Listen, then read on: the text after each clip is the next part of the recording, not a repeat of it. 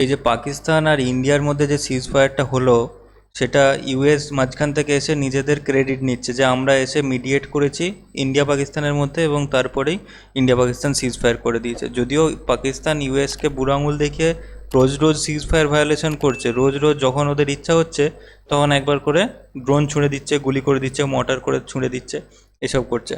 তো এখানে ট্রাম্পের একটা কথায় গোটা ইন্টারনেট বা গোটা ডিফেন্স অ্যানালিস্ট যত আছে দুনিয়ায় সবাই হচ্ছে সন্দেহ করছে যে পাকিস্তান নাকি নিউক্লিয়ার অ্যাটাকের মানে তৈরি করছিল, নিউক্লিয়ার অ্যাটাকের জন্য নিজেকে তৈরি করছিল, নিউক্লিয়ার টেস্ট করছিল। কিছু কিছু জিনিস আছে আগে আমরা দেখব, তো এই ভিডিওতে ওটা নিয়ে আমরা আলোচনা করব। ডোনাল্ড ট্রাম্পের একটা টুইটের পর এখানে সবাই হই হই পড়ে গেছে। ডোনাল্ড ট্রাম্প লম্বা চওড়া করে লিখেছে, ইন্ডিয়া পাকিস্তানকে খুব বাহবা জানিয়েছে এই যুদ্ধ থামিয়ে দেওয়ার জন্য, সিজফায়ার করার জন্য। কিন্তু তার মাঝে একটা line, millions of good people in good and innocent people could have died, এই লাইনটাই সবার দৃষ্টি আকর্ষণ করছে। কেন? কারণ পৃথিবীতে এখন অবধি ভারত পাকিস্তানের মধ্যে যতবার যুদ্ধ হয়েছে ততবার মিলিয়ন্স অফ পিপল কখনো মরেনি। পৃথিবীতে যত যুদ্ধ হয়েছে মিলিয়ন্স অফ পিপল, মিলিয়ন মানে কি 10 লাখেরও বেশি, কখনো মরেনি একটা যুদ্ধে। ঠিক আছে? তো এখানে কখন মরতে পারে? যদি শুধু তখনই মরতে পারে যখন ভারত পাকিস্তানের মধ্যে নিউক্লিয়ার ওয়ার হয়। তাহলে সত্যিই মানে নেট দুনিয়া এবং যারা নর্মাল ডিফেন্স অ্যানালিস্ট তারা ভাবছেন যে পাকিস্তান হয়তো নিউক্লিয়ার অ্যাটাকের জন্য তৈরি করছিল নিজেকে। তো এই কথাটার জন্যই বিভিন্ন রকম নিউজ পেপারে বেরিয়েছে হয়তো পাকিস্তান তৈরি করছিল নিউক্লিয়ার অ্যাটাকের জন্য।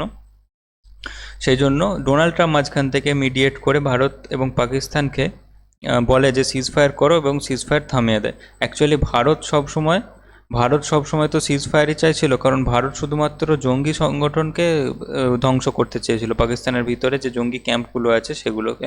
কিন্তু পাকিস্তান তাদের মানে সেনাঘাঁটির উপর, ভারতের সেনাঘাঁটির উপর আক্রমণ চালায়, তারপর ভারত চালায় তাদের সেনাঘাঁটিগুলো ধ্বংস করে। এখানে আর্থকোয়েক এসেছে 10th মে, সিজফায়ারের ঠিক আগে 10th মে সকালবেলা এখানে পরপর দুটো আর্থকোয়েক আসে। তো এর থেকে সন্দেহ করা হচ্ছিল যে পাকিস্তান হতে পারে যে নিউক্লিয়ার মিসাইল টেস্ট করছিল, নিউক্লিয়ার অ্যাটাক করার আগে ইন্ডিয়াতে সে নিউক্লিয়ার মিসাইল টেস্ট করছিল কোনো পাহাড়ে।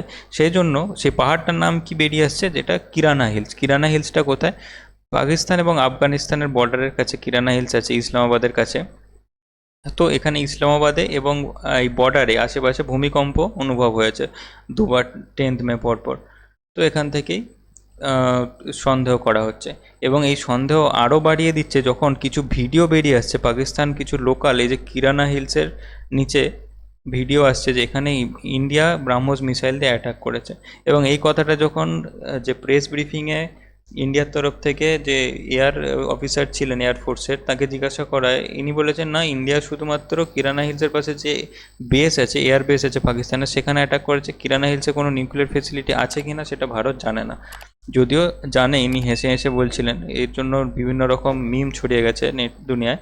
এবং কিরানা হিলসের আরও ভিডিও পরপর বাইরে আসে যেখানে দেখা যায় কিরানা হিলস থেকে ক্রমে ধোঁয়া নির্গত হতে শুরু করে, যার ফলে সবাই ভাবছে হয়তো ভারত আক্রমণ করতে চেয়েছে এয়ারবেসে, ভারতের মিসাইল গিয়ে পড়েছে কিরানা হিলসের নিউক্লিয়ার ফেসিলিটিতে, যে গোপন নিউক্লিয়ার ফেসিলিটি আন্ডারগ্রাউন্ড পাকিস্তান বানিয়ে রেখেছে সেগুলোই হয়তো ধ্বংস করে দিয়েছে। সেই জন্য পাকিস্তান নিউক্লিয়ার অ্যাটাকের জন্য তৈরি করছিল এবং নিউক্লিয়ার বম টেস্ট করছিল। আর এই যে ধারণাটা, এটা আরও কেন সত্যি হয়ে উঠছে, আরও কেন মানুষের মনে দানা বাড়ছে, এখানে একটা খবর বেরিয়েছে যে ইউএসের যে এমার্জেন্সি এয়ারক্রাফট আছে, যেটা রেডিয়েশন সার্চ করে, রেডিয়েশন লিক সার্চ করতে পারে, সেরকম এয়ারক্রাফট পাকিস্তানে দেখা গেছে, কিরানা হিলসের আশেপাশে দেখা গেছে। এই এয়ারক্রাফট নয়, এটা হচ্ছে প্রাইভেট জেট প্লেন, শুধু রিপ্রেজেন্টেশনাল পারপাসে দেওয়া আছে। তো এই ডেটাটা লিক হয়ে যাওয়ার পরেই এখানে সবাই সন্দেহ করছে যে হয়তো নিউক্লিয়ার ফেসিলিটিতে অ্যাটাক হয়েছে, নিউক্লিয়ার লিক হচ্ছে, সেজন্য ইউএসএ প্লেন পাঠিয়েছে নিউক্লিয়ার লিক টেস্ট করার জন্য। এবং সবচেয়ে আশ্চর্যের বিষয় কি, পাকিস্তানে ইজিপ্ট থেকে ট্রান্সপোর্ট এয়ারক্রাফট পাকিস্তানের এই কিরানা হিলসের ওপর দিয়ে উড়ে বেরিয়েছে। তো সেটা ইজিপ্টের প্লেনই কেন উড়ে বেরিয়েছে? কারণ ইজিপ্টে সবচেয়ে বেশি বোরন উৎপাদন হয়, এবং এই বোরন নিউক্লিয়ার লিক চাপা দেওয়ার জন্য সেই বোরন কাজ করে। এবং লাস্ট টাইম 1986-এ যে চারনোবিল নিউক্লিয়ার ডিজাস্টার হয়েছিল, সেখানে মিক্সচার অফ স্যান্ড এবং বোরন এবং লেড সেখানে ড্রপ করা হয়েছিল, এয়ার ড্রপ করা হয়েছিল। তো এখানেও সন্দেহ করছে, প্লেনটা দেখানো হয়েছে এখানে কিরানা হিলসের ওপর বোরন, স্যান্ড এবং লেড এখানে ছড়িয়েছে। কেন ছড়িয়েছে? কারণ ওগুলো যাতে লিকটা, যে ইন্ডিয়ান মিসাইল অ্যাটাকের পর যে পারমাণবিক লিকটা হয়েছে সেটা অ্যাবজর্ব করে নেয় যাতে। এখান থেকে বিভিন্ন রকম ধারণা করা হচ্ছে, সবাই ধারণা করছে হয়তো নিউক্লিয়ার লিক হলেও হতে পারে। এবং ইউএসএ কি করে পাকিস্তানের যে সিজফায়ারের জন্য এগ্রি করালো পাকিস্তান? ইউএসএ জানে পাকিস্তানের মাথা খারাপ, সেই জন্য ইউএসএ আইএমএফকে দিয়ে অ্যাপ্রুভ করেছে $1 বিলিয়ন লোন। আইএমএফ হচ্ছে ইন্টারন্যাশনাল মনিটারি ফান্ড, এখানে ইউএসের সবচেয়ে বেশি হচ্ছে যে দান করে।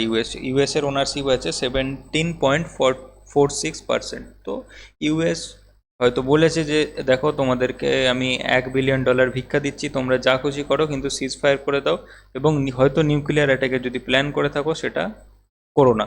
যার ফলে পাকিস্তান দেখছে, বাবা $1 বিলিয়ন পাচ্ছি, আমরা তো অলরেডি ভিখারি, $1 বিলিয়ন ভিক্ষা পাচ্ছি। অতএব পাকিস্তানও সিজ ফায়ারের জন্য রেডি হয়ে গেছে। আর ইন্ডিয়া তো আগে থেকে রেডি ছিল, কারণ ইন্ডিয়ার অ্যাটাক এগেনস্ট পাকিস্তান ছিল না, এগেনস্ট টেরর ক্যাম্প ছিল। এরপর ইন্ডিয়া পরপর ছবি বার করে প্রমাণ করে দেয় যে ইন্ডিয়া সত্যিই শুধুমাত্র এয়ারবেস অ্যাটাক করেছে। এখানে বিফোর এবং আফটার অ্যাটাক, এয়ারবেস অ্যাটাক করার পর যে বিফোর অ্যান্ড আফটার ছবি প্রকাশ করে ইন্ডিয়া প্রমাণ করেছে। কিন্তু পাকিস্তান সেরকম কোনো ছবি প্রকাশ করেনি, করতেও পারেনি, কারণ পাকিস্তানের একটাও মিসাইল, একটাও ড্রোন ভারতের মাটিতে এসে পড়েনি, তার আগেই তাদেরকে ধ্বংস করে দেওয়া হয়েছে। সবচেয়ে হাসির বিষয়, পাকিস্তানের ডিফেন্স মিনিস্টার খোয়াজা আসিফ, তাকে যখন জিজ্ঞাসা করা হয়, আপনারা যে বলছেন ইন্ডিয়ার এয়ারবেস ধ্বংস করে দিয়েছেন, তার প্রমাণটা কী ভাই, প্রমাণ দাও। তো তিনি নিউজ অ্যাঙ্কারকে বলছেন সোশ্যাল মিডিয়ায় ছবি দেখা যাচ্ছে সেইগুলো। আসলে সোশ্যাল মিডিয়ায় তো পুরনো ছবি পাকিস্তানি মিডিয়া চালাচ্ছে, সেইগুলো কি কখনো প্রুফ হতে পারে? কখনো প্রুফ হতে পারে না। এরপরে পুলওয়ামায় যে অ্যাটাক করেছিল বন্ধুরা, এটা একটা খুব সিরিয়াস জিনিস। পুলওয়ামায় যে আইইডি বিস্ফোরণ করে 40 জন জওয়ানকে মারা হয়েছিল, তার জন্য কিন্তু পাকিস্তান যে দায়ী, সেটা পাকিস্তানের একটা আর্মি অফিসার, একটা এয়ার অফিসার যে প্রেস ব্রিফিং করছিল সেখানে বলে ফেলে। পাকিস্তানি যে পুলওয়ামা অ্যাটাক করিয়েছিল সেটাকে ওরা ট্যাকটিক্যাল ব্রিলিয়েন্স বলে দাবি করেছে। Our tactical brilliance in Pulwama, একটা প্রেস ব্রিফিং করতে করতে বলে ফেলেছে।